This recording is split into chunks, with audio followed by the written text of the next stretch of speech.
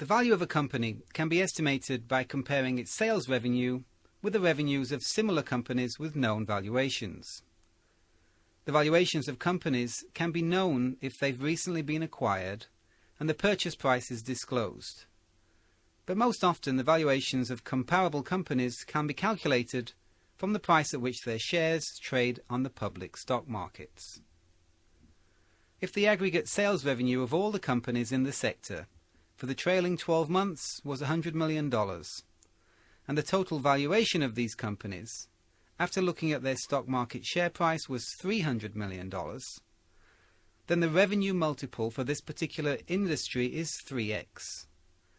On average, a company is valued at 3 times its annual sales revenue. So if your company's revenue for the last 12 months were $10 million, and the average revenue multiple for public companies in this sector is 3x, then the value of your company can be estimated to be $30 million, 3 times $10 million revenue. However, if your company is private and the revenue multiple was calculated by looking at comparable publicly traded companies, you have to apply the liquidity discount. If your shares were publicly traded, the company might be worth $30 million, but if it remains privately held, after applying the liquidity discount, the value might be closer to $20 million.